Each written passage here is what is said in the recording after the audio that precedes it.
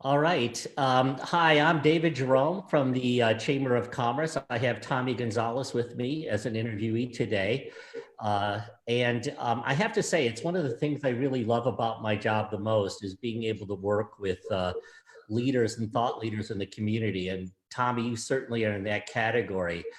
I have always enjoyed our conversations. And I have to say, just by way of a brief introduction of Tommy, for those of you who don't know him, as well as the chamber does, I think it's super interesting to know Tommy in so much as that he sits at the helm of an organization with over 2,000 employees.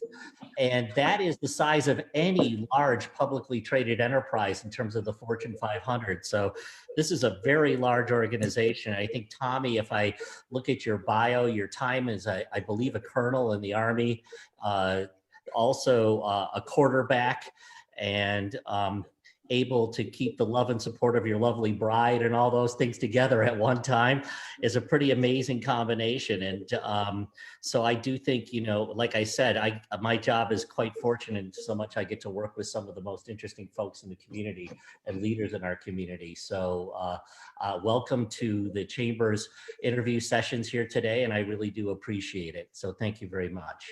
And thank you for those gracious comments. I appreciate that. We're lucky to have you here, Tommy. A couple of things real quick, because I think it's going to be super interesting to the folks that log on. And we're lucky to have you on this time because I know how busy this is in the middle of a pandemic for the city. I just wanted to set first, if I could, a bit of context for people so they understand you and the approach that you have about the city before we get into a pandemic response kind of thing. In our previous conversations, I've always been intrigued with your vision for how you lead the city. And, for example, some of the things that are unique that you do that I haven't seen in other jurisdictions are your commitment to quality, and the Malcolm Baldrige Award that the community just won under your team and your leadership, I think was pretty phenomenal achievement. And when I think about this, it's, I think, useful for everybody to understand as a baseline, what is, under normal circumstances, your vision for how a city, and particularly El Paso, should run? Well, our business framework is grounded in the foundation of developing our leaders. We have over 6,000 employees and when you count in the capital expenditure budget, a $2.5 billion budget. So that's a big responsibility, not only for myself, but the leaders that help me lead this organization. We're very fortunate to be able to lead a very committed group of employees, team members that really do an exceptional job. But I believe that it's very important that you develop those leaders. So that's very important, leadership development. The strategic plan and having that is vital to execution of being able to drive that many employees, that many people in one direction for our organization and for our community. And then the focus on the customer, the focus on the workforce, the focus on operational initiatives, as well as knowledge management, which includes Lean Six Sigma, ISO training, depending on which ones you pick, and then always focusing on delivering results, and then reporting that back out to the city council and to the community on a regular basis. So we do that on a regular basis. Now, oftentimes, a lot of people have now coined the strategic plan and use that to complete different initiatives that they want to do. We feel buoyed by that because we think that they're paying attention. They know that we have a plan and we're executing it and that we're following through on it. But none of that happens without being, without having the type of vision that our community should have. And that is that we want a vibrant regional economy, which supports a lot of what the Chamber's initiatives are. We want safe and beautiful neighborhoods, and we want exceptional in everything we do, whether it's recreation, cultural, or educational opportunities. And we want it done with a high-powered organization. And we believe we can demonstrate that through the Baldrige Award that we won at the state level that really points to that business framework. Yeah, it's an amazing thing from my perspective too. As a chamber, obviously we advocate for business and think about how to coach it and how to connect it and even to innovate. And watching and being able to see a city run with so much business acumen is a rare thing, at least in my experience. And so I think that's that's a good thing. And building on those sort of that sort of thought, I know that you put together a strategy. We all put together plans for 2020, and then, of course, God laughs at them, and we wind up with an unforeseen sort of landscape level uh, change in this outbreak that has happened. How is this COVID-19 forcing you to rethink what you were hoping to accomplish for 2020? What is it looking like for you now? Well, I think it reminds us that we're extremely insignificant, aren't we? We're just a speck of dust in the grand scheme of things, and we can have all the plans uh, that look really good, and then you run into something like this. And so, right now, we're being impacted dramatically from the standpoint of being able to protect public health first and foremost. That means that we need to protect our employees and make sure that they can continue to deliver the services in the public safety realm for police and fire, streets, the health department, obviously, the animal services, and a lot of the areas that deal primarily with public safety and the priorities there with public health. So those are the two areas we're focusing on. And the COVID-19 has really dramatically changed how we deliver services. So what we reminded the council during the budget session was that it's important for us to manage expectations and know that COVID-19 is really changing the landscape of how we provide services. Yes, I can imagine it is. It's interesting to me. One of the things that I notice for businesses themselves, but also maybe you see it as well.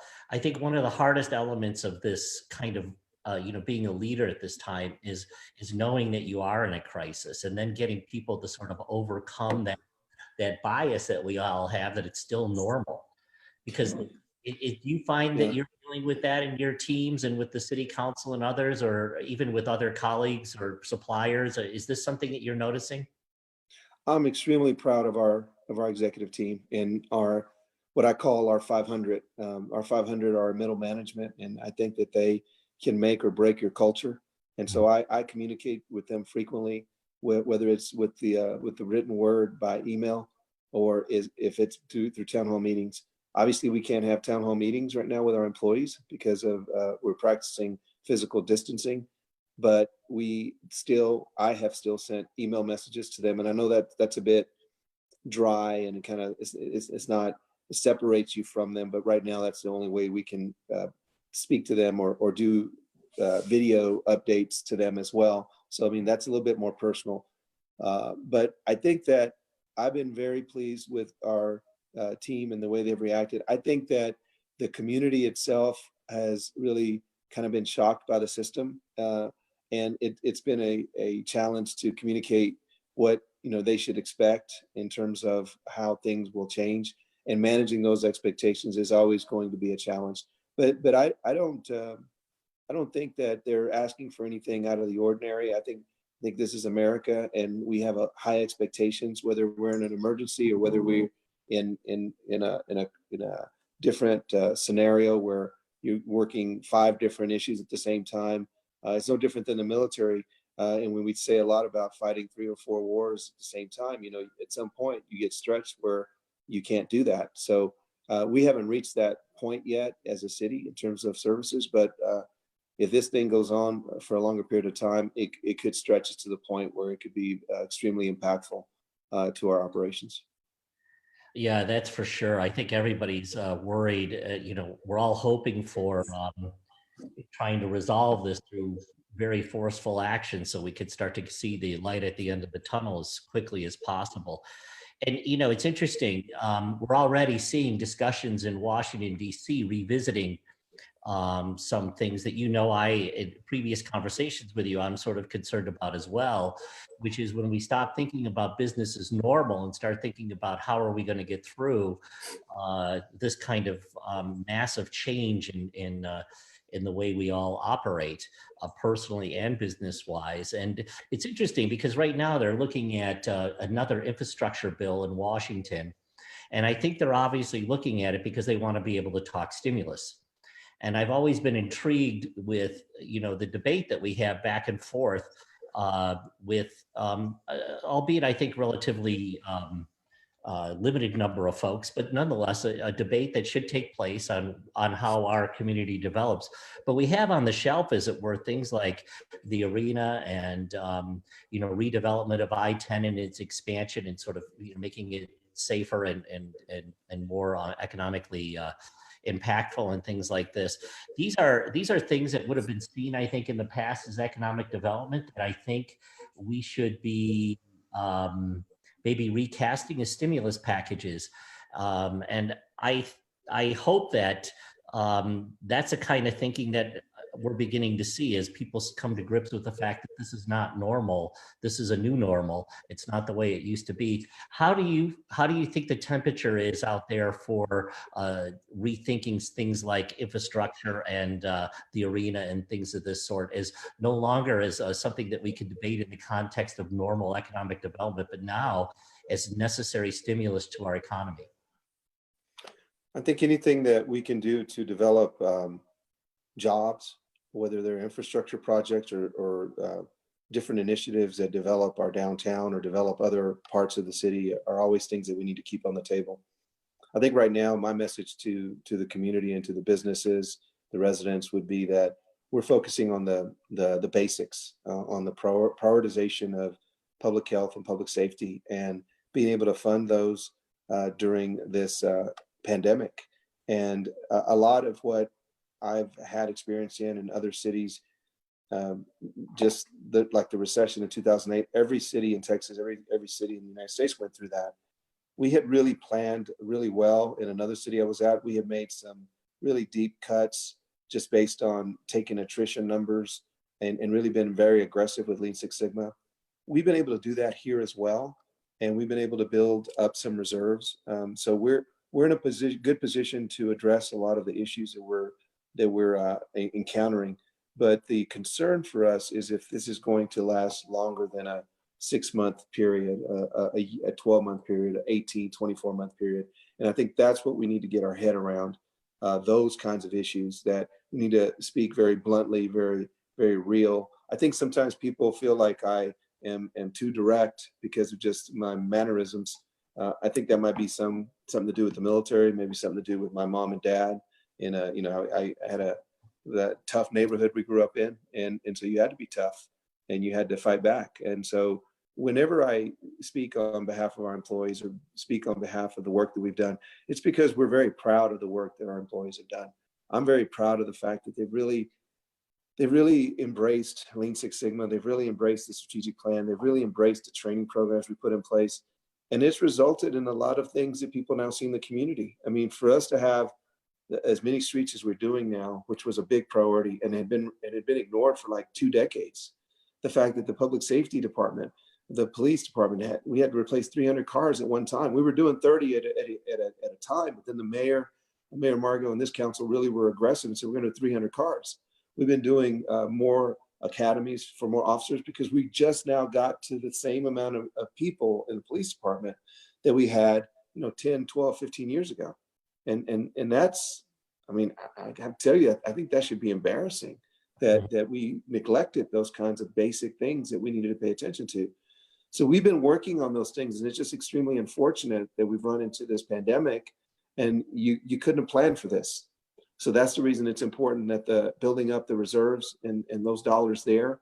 That's the reason why the savings that we've literally have realized. I mean, when we gave a presentation on Monday about some of the plans we were making to respond to COVID-19, the next day we had 2 transformational reports. One of them was in the sanitation department, where they've been able to show that they've saved over $4.5 million.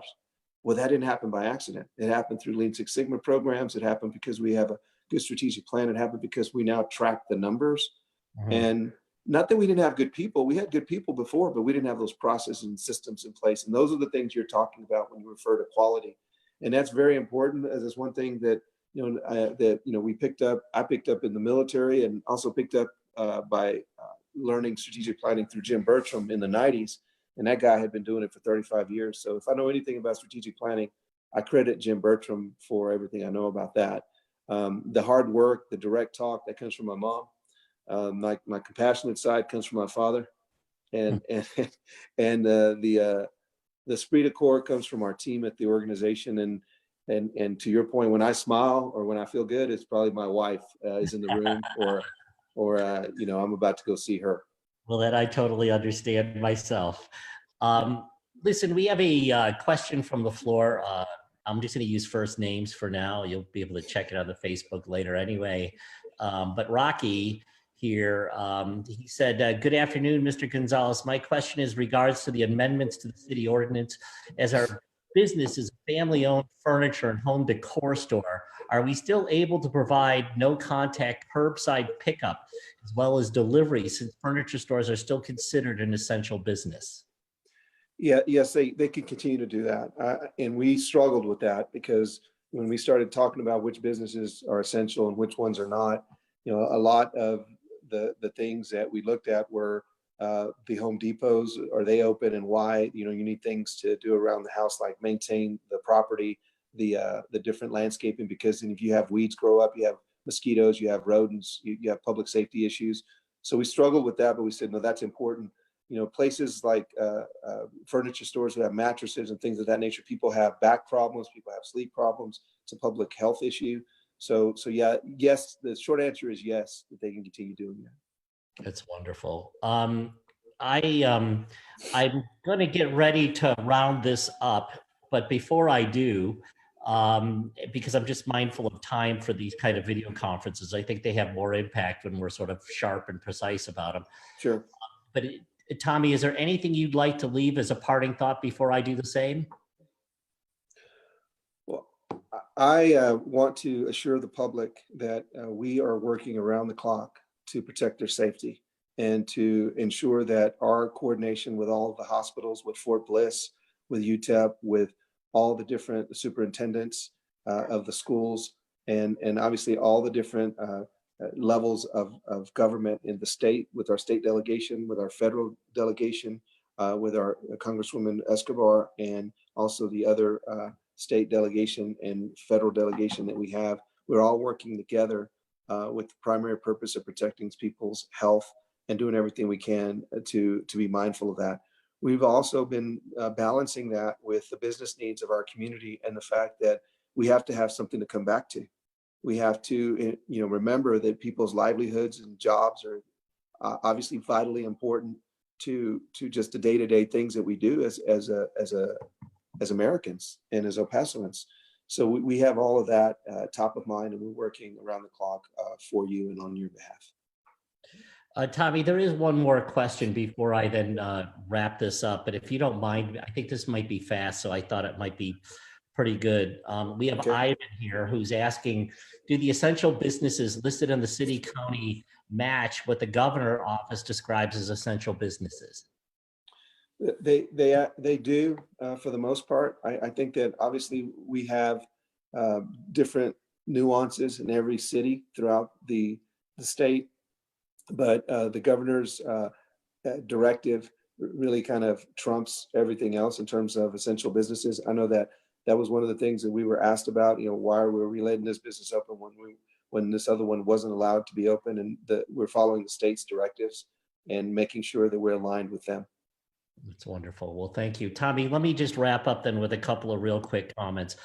I have to say, from the business perspective, which this crisis is so unique. Obviously, it's a healthcare crisis and tragedy that has led to a business crisis, and I also think an information crisis to some extent. So having you be willing to set some precious time aside, and that is the most important thing I think right now, is getting good information out to make sure that people, one, can hear what you have to say, but also help them be able to answer some of the questions we just did, I think is really hugely helpful.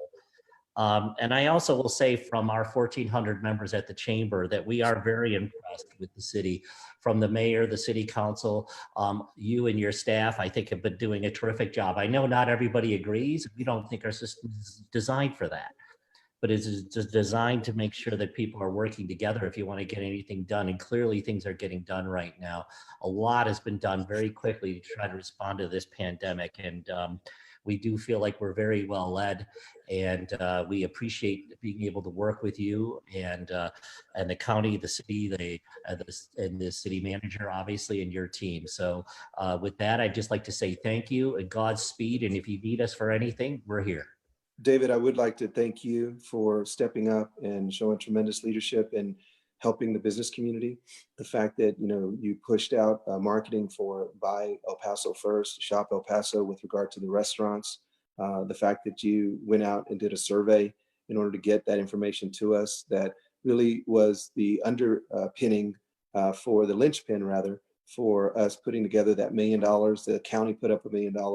And that ended up being around $1.7 million that we could then give as grants or loans to small businesses. And they were able to leverage that and do more dollars and more loans. And I think we had over $5 million in requests. So we also were able, again, through your help and through the business community's help, make sure that we're paying attention to the food bank. We put $100,000 as a match with the county. So again, thank you, and I want to thank the business community for their understanding and the fact that a lot of them have stepped up and donated a lot of different either supplies or dollars in this time of need and when they're being impacted as well. So it's very unselfish. We're very lucky to have the type of business community that we have in El Paso, and we thank you and the Chamber for their leadership. Wonderful. You have a wonderful day, City Manager, and we will talk to you again soon. Thank you. Thank you. Bye now.